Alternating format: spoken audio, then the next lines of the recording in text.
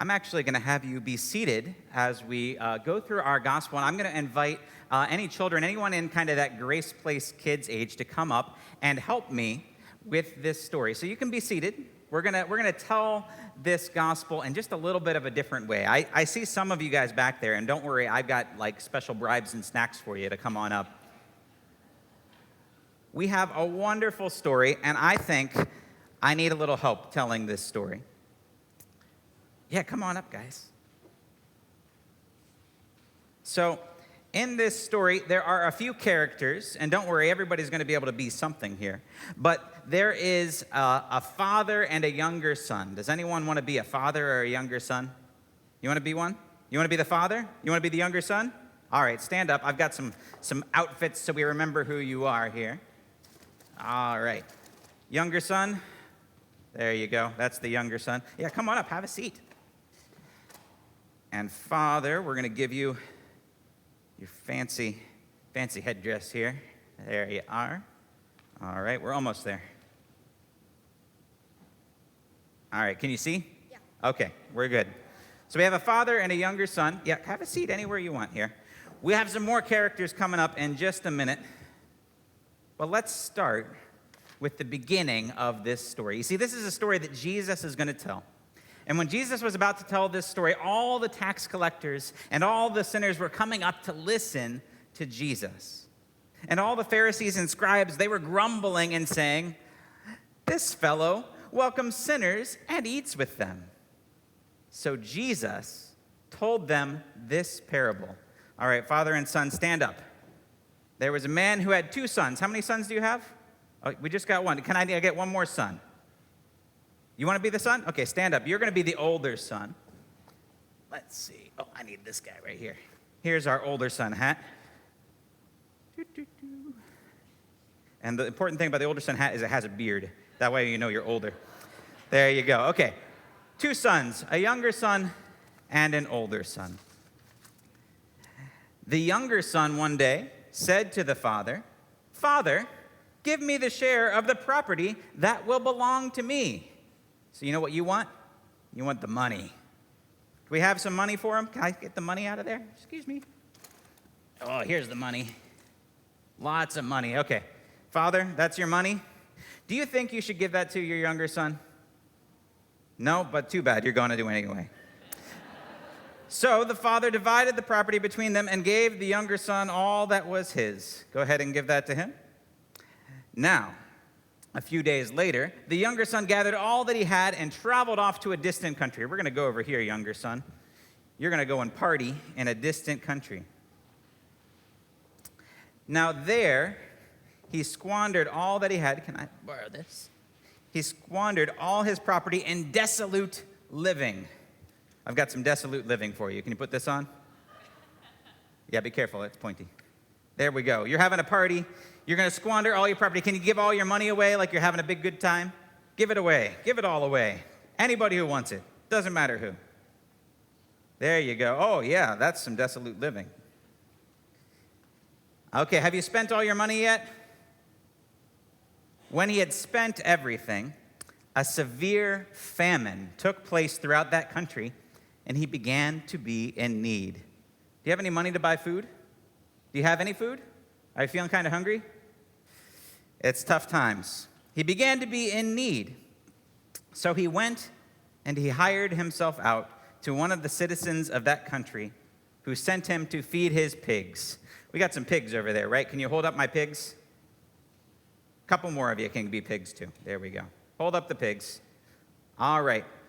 Younger son, come over here. You got to feed the pigs. Here's some pig food. Can you give those to the pigs? And pigs, you have one line. This is the only speaking line in the whole thing. What do you think you say? What do you think the pigs say? Let me hear it. There you go. The pigs are saying oink. And it's hard work feeding those pigs. You got to give them their food. You got to scoop up their poop. It's not a very glamorous job. It's not going well. Now, the younger son would have gladly filled himself with the pods that the pigs were eating. Would you like some of that, younger son? Would you like to eat some of that too? Would you like it? Does it look good? You're pretty hungry. Well, he would have gladly filled himself with the pods that the pigs were eating, but no one gave him anything. Finally, you can pass those out to everybody, by the way. I know, those are good stuff. Good pig food today. Finally, the younger son came to his senses, and he said, "How many of my father's hands have bread enough to spare, and here I am dying of hunger? I know what I'm going to do. I will get up, and I will go to my father and say, 'Father, I have sinned against heaven and before you. I'm no longer worthy to be called your son. Treat me like one of your hired hands.'" Okay, younger son, you got a plan. You're going to put your hat back on. You don't have any more money. You're no longer living the life. You're going to go back to your father and ask to be your father's servant. Stand up, father. So he set off and went to his father. But while he was still far off, his father saw him and was filled with compassion. And the father ran out and put his arms around him and kissed him. You don't actually have to kiss him unless you really want to. I know your brother's there. Then the son said to the father, "Father, I have sinned against heaven and before you. I'm no longer worthy to be called your son." But the father said to his servants, "Quickly, bring out a robe, the best one." Do you have a robe back there behind you? Bring it out and put it on him. Around the back, yeah, that's better, yeah. Put a ring on his finger and sandals on his feet. I don't have those, so you just have to pretend. And then get the fatted calf and kill it. Let us eat and celebrate. For this son of mine was dead and is alive again. He was lost and is found. And they began to celebrate. Can you guys all dance and celebrate? You're all in the party. We're dancing. Woohoo! Now, elder son, I haven't forgotten about you. The elder son was out in the field working. And when he came up and approached the house, he heard the music. Can you hear it? Listen. There's some music there, don't worry. And he saw the dancing, and he called one of the servants and asked, "What's going on?" Can you ask someone what's going on? Not your father, though. Ask anybody else. And the servant replied, "Your brother has come, and your father has killed the fatted calf, because your brother is back safe and sound." Then the older son became angry. Can you show me your angry face? Angry. There we go. And he refused to go into the party. His father came out and began to plead with him. But the older son answered his father, "Listen, for all these years I've been working like a slave for you, and I've never disobeyed your command. I haven't done anything wrong. And you've never given me even a young goat so that I might celebrate with my friends. But when this son of yours comes back, who has devoured your property, you killed the fatted calf for him." And then the father said, "Son, you are always with me. All that is mine is yours. But we have to celebrate and rejoice, because this brother of yours was dead and has come to life. He was lost and has been found." This is the gospel of the Lord. Praise to you, O Christ. Thank you to all of my wonderful actors. You did such a great job. Wonderfully done.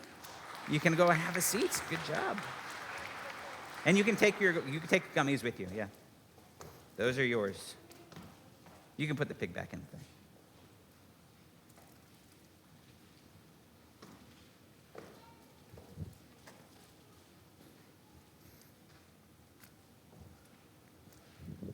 Very good. Well, again, thank you for helping me tell that story. I always love a good story. And I'm reminded of one of the first books I really got into as a young kid, one of the ones that really engrossed me and sucked me in. And it was what you can probably guess, Harry Potter. I'm in the right age. When the first Harry Potter book came out, Harry was exactly as old as I was. And I remember loving these books. I remember diving right into it, and there was something about it that was just so compelling. I could see myself in this magical world, literally a magical world. And I also remember, as the books got more popular, when the very first Harry Potter movie came out, how excited I was to see all those amazing things that were in my imagination show up on the screen. And I remember going to see the movie and being incredibly disappointed. And it was really the first time where I had that experience where the book is better than the movie. That hadn't happened to me before. But for me, it really was. The experience in my mind of Harry Potter reading that book was so much more powerful than what I saw on the screen. And I think a big part of that is when I was reading Harry Potter, I imagined myself in the story. The Harry Potter that showed up on the screen didn't resonate with me because that Harry Potter looked different than I did. That Harry Potter had an English accent. Mine didn't. When I read that book, it sounded and looked like me. I could see myself in this story. And so to put it up on the screen and to give it so much more definition and so much more detail, so much more kind of all the things fleshed out, it changed the story for me, and it took me out of it. Now, I'm sure, obviously the Harry Potter franchise did really well with all the movies. They did a fantastic job. They put all of those things together. But there are some stories, I think, that are better when the details aren't all fleshed out, that are better when we are left with some gaps and some spaces where we can put ourselves into the story. And I think that's exactly the kind of story that Jesus told in this parable. No offense to any of my fantastic actors, but I hope this story, the prodigal son story, never gets made into a movie. Because this story is all about leaving those spaces where we can see ourselves in one of the characters, in some of those moments. And Jesus, I think, tells the story specifically in that way. We don't get a lot of details. We don't know where the father and the son are from. We don't know what kind of business they have. We don't know where the younger son goes off to. There are so many things we don't know, and I think that's on purpose. I think Jesus tells this story so that we can see ourselves in it. And I think there's no better example of that than a simple question that you can ask about this prodigal son story. It's the question of why. When the younger son goes off and loses all of his money, the question is, why was he hungry? Why was he in such a horrible place in his life when he's down there feeding the pigs and starving even for the slop that the pigs are eating? Why did he end up in that situation? And it turns out if you ask a lot of different people this question, you'll get a lot of different answers. And oftentimes the answer you get will depend on where in the world you happen to be when you're asking the question. When we ask this question in North America, where we are now, one of the most common answers is the younger son is hungry and feeding the pigs because he spent all his money. The dissolute living, he wasted everything and found himself in this horrible position. But if you ask that very same question in, say, many parts of Africa, you'll get a different answer. People will say, the younger son was so hungry because no one would give him anything. Because he wasn't a part of the community, because he wasn't trusted by those people who are around him. The people did not care for this younger son when he was in need. If you ask that very same question in many parts of Eastern Europe and in Russia, they'll tell you that the younger son went hungry because there was a famine. And when there is a famine, there's just no food. See, people in that part of the world had an institutional memory of when these things have happened. All these different answers come up for why. And I suspect even if you'd ask, say, a group of parents why the younger son was in such a horrible place, they'd say, well, this father clearly has no boundaries. What on earth is he doing giving half of his fortune to some teenager to go run off and do who knows what? All these different answers to why this son ends up in this crazy predicament. But no matter what you see as the problem, what you see as the thing that is fundamentally broken, that causes this younger son to be in peril, no matter who you are, no matter what group you ask, everybody comes to the same conclusion for what to do next. When the younger son is at his lowest, literally in a trough full of pigs and manure and all that good stuff, the only thing he can do is to get up and to go back home. The younger son gets up and goes back home, and he has a plan in his mind, but even before he can get within earshot of his father, that plan is erased. The younger son is embraced by a father who is so welcoming and happy to have this son back. This one who is dead is alive again. And we find ourselves in this beautiful moment, one that you'll find in the back of your bulletin and right up here, this embrace of a father welcoming a son back, because the father doesn't care about that question of why. He doesn't care whether the son lost his money or was treated poorly by the people around him or there was a famine. The father is only focused on this one moment. This son of mine was dead and is alive again. And that moment is what we call grace. That moment is what we call unconditional love. We named our church after that moment. That moment where all of the whys, all of the reasons the world might be broken, all of the reasons we might have been screwed up no longer matter. And all that matters is that we've come home. And grace is a powerful moment. It's a moment that changes the heart of this story. But it's not the end of this story. There's more that comes later. And I think that's on purpose too. Jesus leaves the end of this story kind of open-ended. There's this amazing moment of grace, that love and that compassion that is extravagant and beyond what anyone could deserve. The younger son gets more than he could ask for before he can even ask. But then the question of what next appears again. And we have an older son who's not sure if this grace thing seems all that fair. And we have the question of what is this younger son going to do now? The grace moment, as beautiful as it is, does not change what has happened. Half of the property is still gone. Those relationships, especially between the younger and older son, are still very much strained.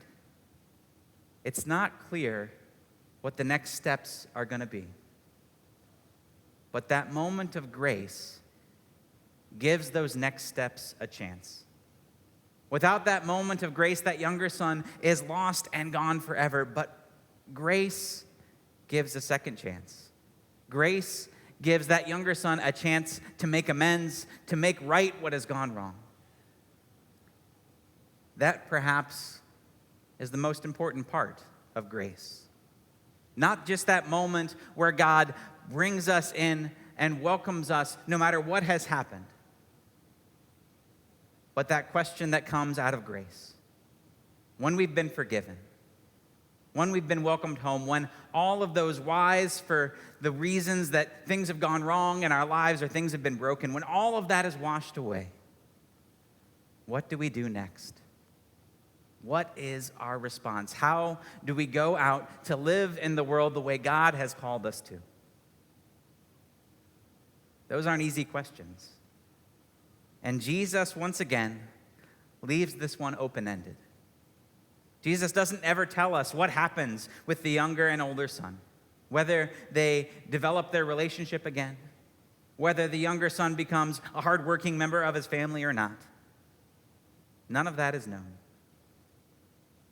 because those questions are left for us. They're left open-ended because those are the questions that we get to ask in our own lives.